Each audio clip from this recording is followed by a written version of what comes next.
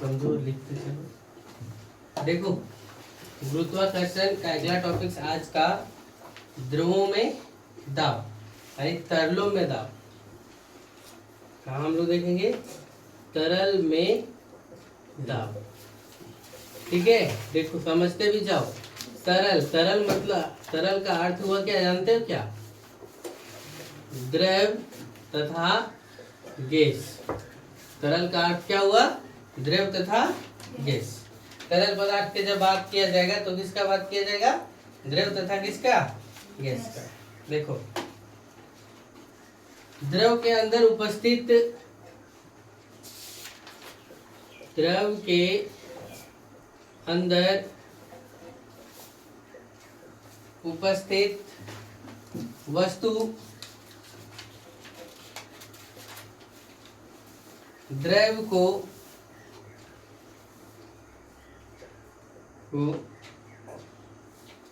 अपने भार के कारण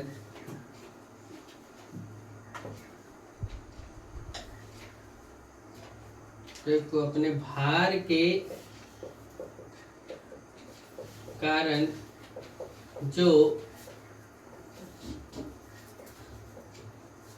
दाब महसूस करता है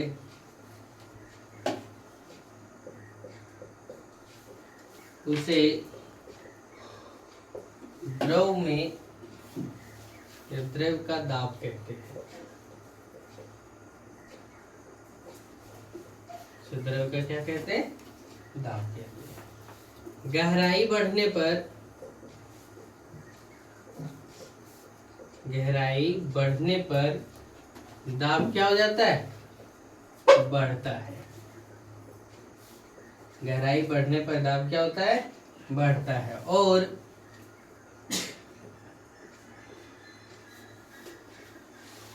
गहराई घटने पर दाब क्या होगा? गहराई घटने पर दाब घटता है। इसका बेस्ट एग्जांपल आप समझो। जैसे हम कोई व्यक्ति को देखते हो ना, कभी कभी कुआं में गिर जाता है, और गिर जाता है तो देखते हो क्या, पानी उसको 2 से 3 बार ऊपर फेंकता है? कोई भी चीज को कुआं में जब गिर गया कोई वस्तु, तो पानी क्या करता है? उसको बार बार ऊपर फेंकने का काम करता है ना? और वही एक छोटा सा लेकर के देखो, क्या कलम लेकर के देखो, तो कलम क्या होगा? बाल्टी में रख करके देखो तो गहराई कम, तो क्या हो जाएगा? डूब जाएगा, है ना? इसको बार बार ऊपर फेंकेगा क्या? नहीं। यानी उसमें बाल्टी में पानी कम, इसलिए प्रेशर भी क्या? कम। और कुआं में पानी ज्यादा, तो प्रेशर भी क्या? ज्यादा। यानी गहराई बढ़ा तो प्रेशर भी क्या हो गया? बढ़ गया। और गहराई घटा तो प्रेशर भी क्या हो गया? घट गया। समझे क्या? ये सब टॉपिक्स है, एक लाइनर है ये सब, यानी को क्वेश्चन के टाइप से बताया जाता है।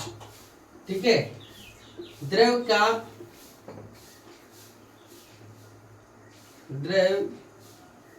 के समान गहराई पर, द्रव का क्या? समान गहराई पर,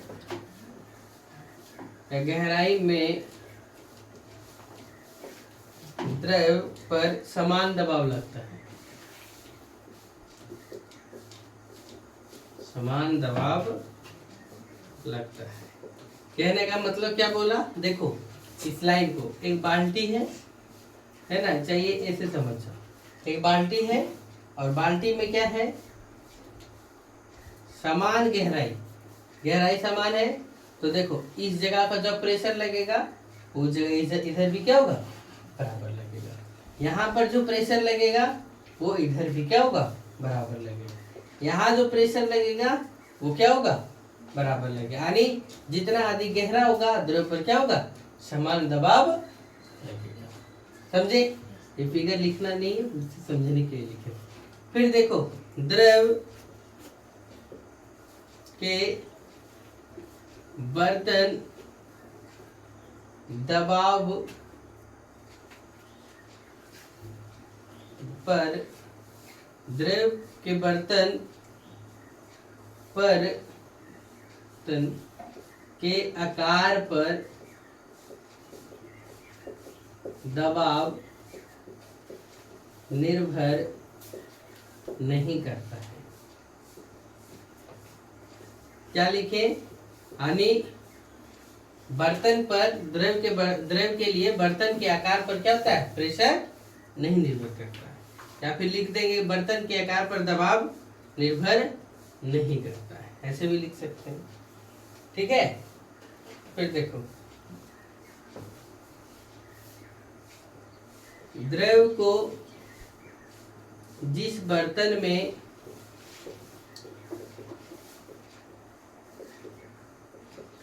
रखा जाता है वह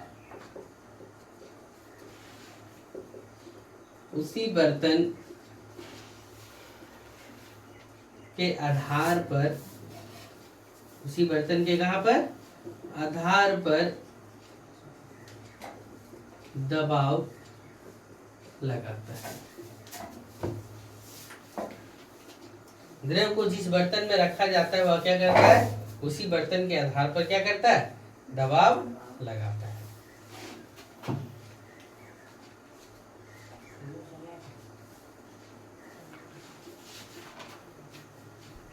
इसका बाद अगला टॉपिक्स उत्प्लावकता। कौन सा है? उत्प्लावकता। इसको समझिए, इसको समझ के लिखिएगा तब लिखिएगा। ठीक है, उत्प्लावकता।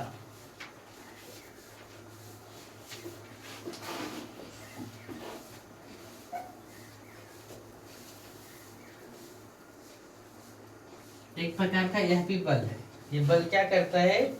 देखो पहले भी बताएं, इसी के बल के कारण से हम लोग क्या कर पाते हैं? पानी में आसानी से तैर पाते हैं। एक लकड़ी का गुटका लो, एग्जाम्पल के तौर पे समझो, एक लकड़ी का बड़ा सा गुटका लो, यानी भारी सा, यानी टहनी ले लो, उसको पानी में ले जाओ। पानी में ले जाने के बाद देखो उसको यहाँ से वहां घिसकाओ, वहां से यहाँ घिसकाओ, आसानी से घिसक जाएगा। लेकिन वही लकड़ी के गुटके को बाहर में ला करके भूमि पर घिसकाना क्या होगा? मुश्किल होगा। वो किसके बल के कारण से घसकता है? तो उत्प्लावक बल के कारण से क्या होता है? आसानी से घसकता है। कभी कभी आप लोग नहीं धोते, जो कपड़ा धोते हैं अपना सा खुद सा, जो बिछावन है या बड़ा सा है, उसको धोने के बाद क्या होता है? पानी में, डैम में, पानी तालाब में ले जाके धो देते हैं। धो देने के बाद वहां पर तो आसानी लगता है, लेकिन बाहर निकालने के बाद लगता है कि कितना वजन है। तो ये सब किसके कारण से? उत्प्लावक बल के कारण से। समझिए क्या? देखो क्या लिखा है। जब किसी वस्तु को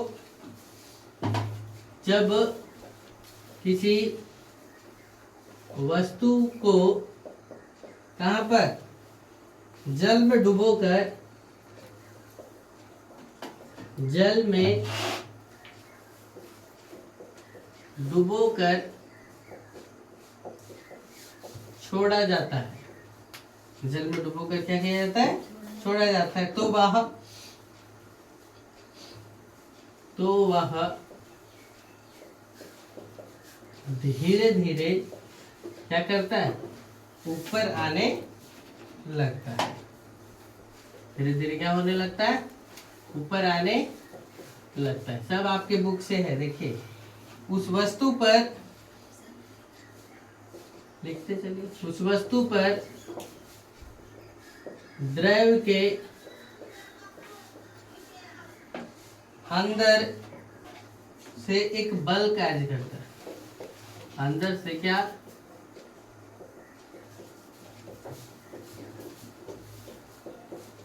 एक बल कार्य करता है, जिसके कारण वस्तु के भार में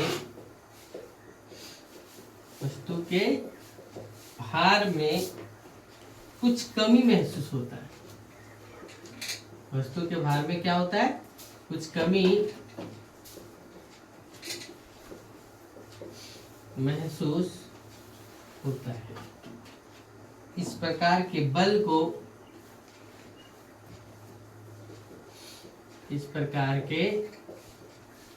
को क्या बोला गया? उत्प्लावकता।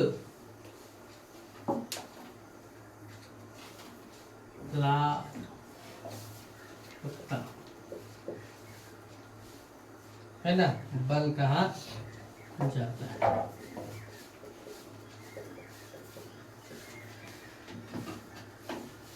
इस बल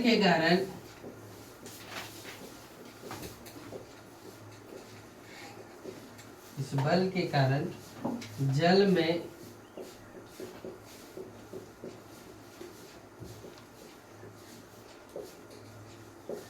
तैर रहे वस्तु या डूबी हुई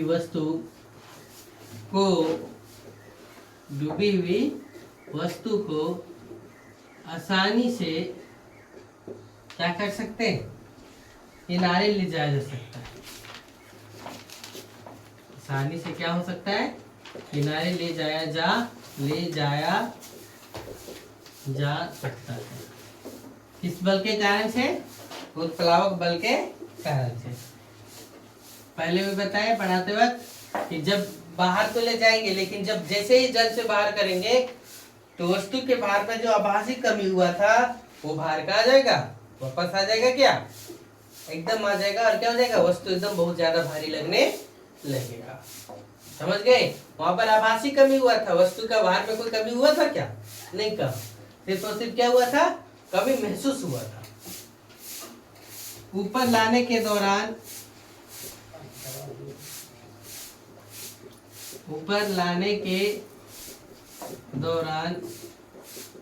अर्थात सतह से बाहर लाने के दौरान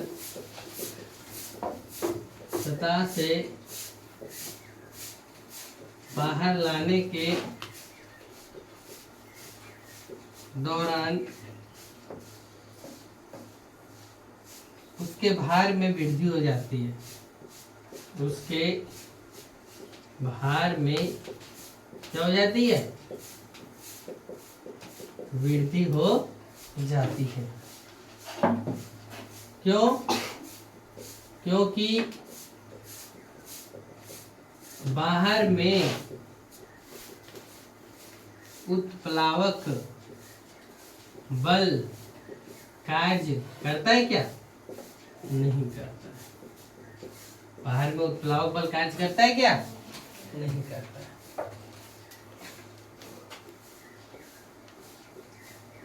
उत्प्लावकता बल के परिणाम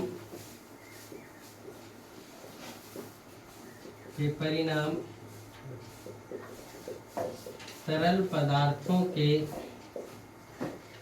घनत्व पर भी निर्भर करता है।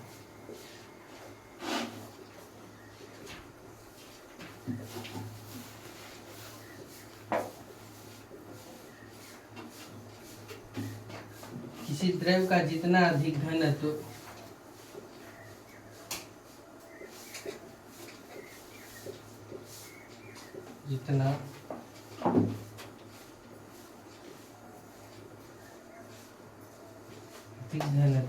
उसमें वस्तु डूब जाती है।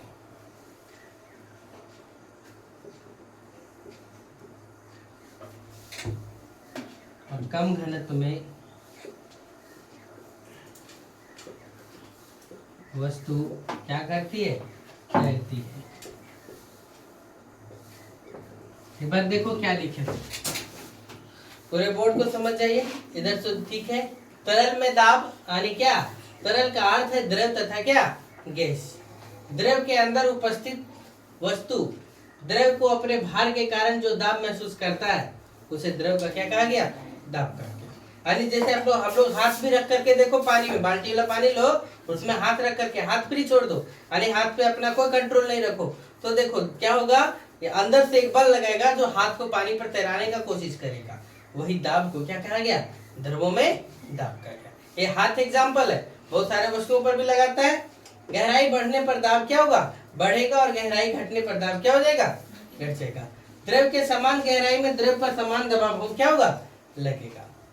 समझ गए, बर्तन के आकार पर दबाव निर्भर करता है क्या, नहीं करता है। द्रव को जिस बर्तन में रखा जाता है वह उसी बर्तन के आकार के आधार पर क्या करती है, दबाव लगाती है। यहाँ तक। फिर देखो उत्प्लावकता, क्या लिखे? उत्प्लावकता। जब किसी वस्तु को जल में डुबोकर छोड़ दिया जाता है, जब किसी वस्तु को कहां पर? जल में डुबोकर छोड़ दिया जाता है, तो वह धीरे धीरे किधर की ओर? ऊपर आने लगता है। तो उस वस्तु पर द्रव के अंदर से क्या होता है? एक बल कार्य करता है, जिसके कारण से वस्तु क्या? वस्तु के भार में कुछ कमी महसूस होता है।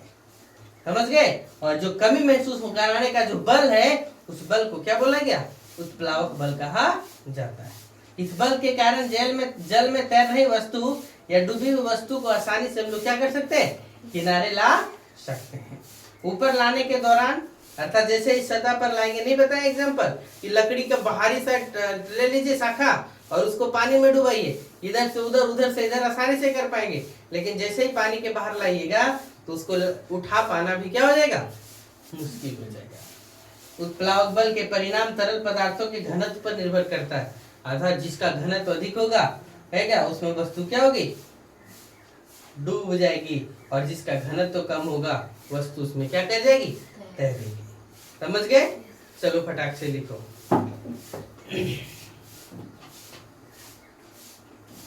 इधर हो गया क्या?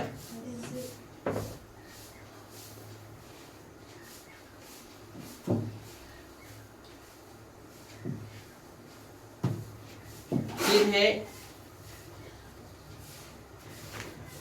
आर्क मिडीज का सिद्धांत। क्या लिखा जा रहा है? आर्किमिडीज का सिद्धांत।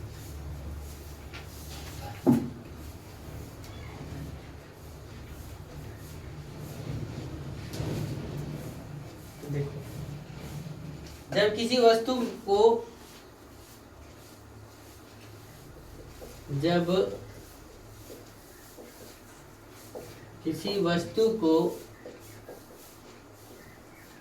किसी द्रव में पूर्णता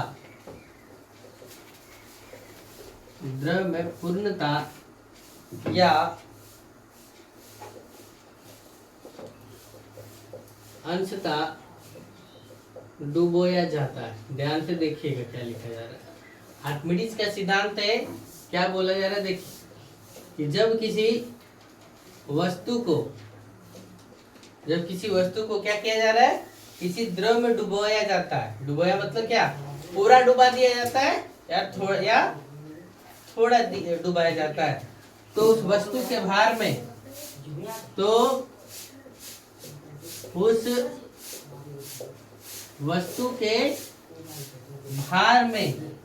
कुछ कमी महसूस होता है।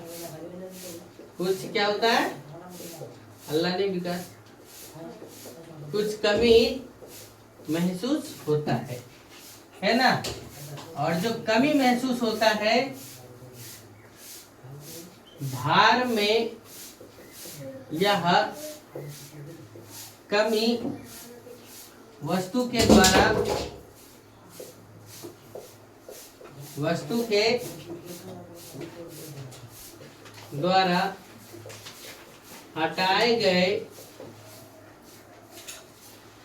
द्वारा हटाए गए द्रव के भार के बराबर होता है। के बराबर होता है। क्या लिखा है? ध्यान से देखो। जब किसी वस्तु को किसी द्रव में डुबो गया, डुबाने के बाद पूर्णतः या अंशतः, जितना डुबाया, जितना वो वस्तु क्या किया? जल को अपने क्षेत्र से हटाया, वह भार, जितना भार किसका? क्या बोले? देखिएगा, जब किसी वस्तु को किसी द्रव में पूर्णतः या अंशतः डुबोया गया तो उस वस्तु का भार में कुछ कमी महसूस हुआ। और जो कमी महसूस हुआ वो क्या? वो अपने द्वारा जितना अधिक क्षेत्र में क्या किया? द्रव को हटाया, उतना ही भार का क्या होगा? महसूस होगा। समझ गए? फिर देखो ये क्या लिखा है? वही कि कुछ कमी महसूस होता है और यह भार में यह कमी वस्तु के द्वारा हटाए गए द्रव के बराबर, भार के बराबर होता है। इधर यहाँ से यदि 5 न्यूटन को हटाया तो इधर दाब भी कितना, द्रव का भार भी कितना हटा? 5 न्यूटन का हटा। समझ गए क्या? चलो, इसके बाद क्या है? आर्किमिडीज के सिद्धांतों का उपयोग। मिडिज के सिद्धांतों का उपयोग क्या है? देखो, जलयानों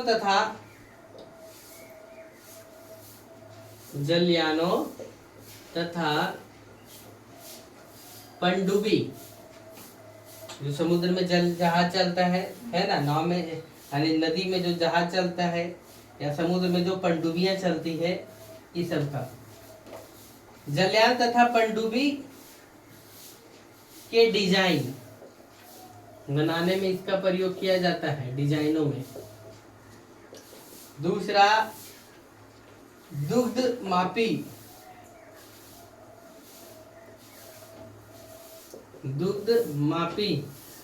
है ना, यानी दूध की शुद्धता को मापना, दूध की शुद्धता को क्या करना? मापना। हाइड्रोमीटर,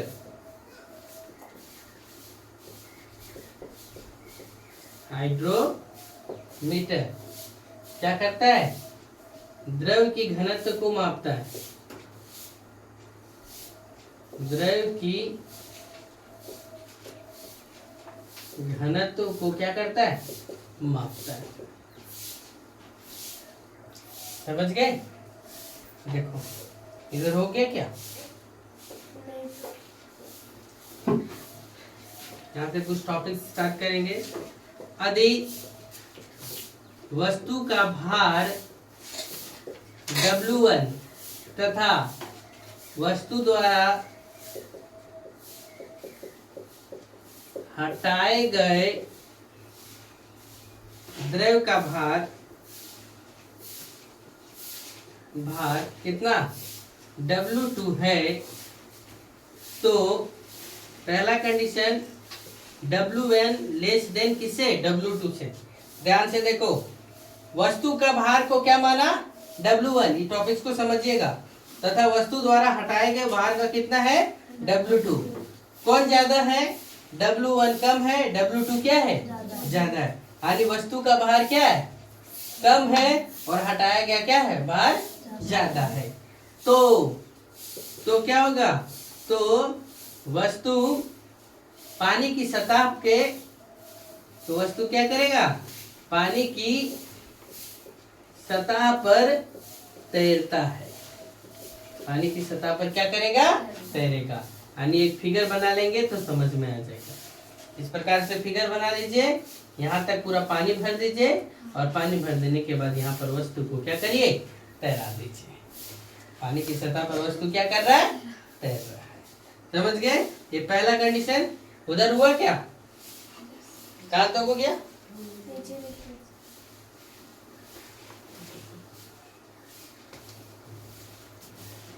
उसके एकांक आयतन के द्रव्यमान को कहते हैं। तो अभी भी रोक दो, तो कहते हैं W1 बराबर यदि क्या होगा? W2, तो वस्तु पानी की सतह के अंदर क्या हो जाएगा? डूब जाएगा। तीसरा नंबर क्या है? W1 अधिक हो जाएगा, W2 क्या हो जाएगा? कम हो जाएगा, तो वस्तु क्या हो जाएगा? पानी के अंदर डूब कर क्या करेगा? एकदम सतह के अंदर क्या हो जाएगा? डूब जाएगा, यानी जल पर जाकर के क्या? बैठ जाएगा। यानी अर्थात क्या? जैसे लोहा का नाव और लोहा का क्या? काठी क्या हो जाता है? पूर्णतः डूब जाता है। लोहा का नाव क्या होता है? नहीं डूबता है। इसके बाद एक टॉपिक है आपेक्षिक घनत्व, जो पढ़ना नहीं है। किसी वस्तु का घनत्व उसके एकांक आयतन के द्रव्यमान को कहते हैं। आपेक्षिक घनत्व की परिभाषा नहीं है, ये किसकी परिभाषा है? घनत्व का। किसी वस्तु का घनत्व उसके एकांक आयतन के द्रव्यमान को कहते हैं। यानी देखो, एकांक आयतन के द्रव्यमान को, यानी द्रव्यमान कितना? केजी, और आयतन क्या? Metre cube. यानी 1 मीटर क्यूब लंबा, यानी 1 मीटर लंबा, 1 मीटर चौड़ा, 1 मीटर ऊंचा में उसका क्या घनत्व रहेगा, उस चीज को देखते हैं। तो किसी पदार्थ का घनत्व निकालना हो तो हम लोग फॉर्मूला, यानी आपेक्षिक घनत्व निकालना हो तो किसी पदार्थ का घनत्व बटे क्या लिखते हैं? पानी का घनत्व। यहाँ पर देखो हम लोग लिखे नोट, पानी का घनत्व 10 का पावर 3 kg पर मीटर क्यूब, यानी कितना, ध्यान से सुनोगे, 1 मीटर लंबा, 1 मीटर चौड़ा, 1 मीटर ऊंचा में कितना पानी लेगा, तो 1000 लीटर पानी लेगा। कितना पानी लेगा, 1000 लीटर। उसी प्रकार से 1 मीटर लंबा, 1 मीटर चौड़ा और 1 मीटर ऊंचा में कितना किलोग्राम सोना हो जाएगा, तो 19,300 किलोग्राम सोना हो जाएगा। समझ पा रहे हैं हम क्या बोल रहे सो? 1 किलोमीटर लंबा, 1 किलोमीटर बोल रहे, 1 मीटर लंबा, 1 मीटर चौड़ा और 1 मीटर क्या ऊंचा में सोना का कितना वजन हो जाएगा, 19,300 kg। चांदी का भी उसी प्रकार से हो जाएगा, कितना, 1.08 गुने कितना, 10 का पावर 4 kg पर मीटर क्यूब होगा। ये आज का टॉपिक यही खत्म, और ये आप लोग का चैप्टर भी गुरुत्वाकर्षण का पढ़ा करके क्या खत्म हो गया। समझे?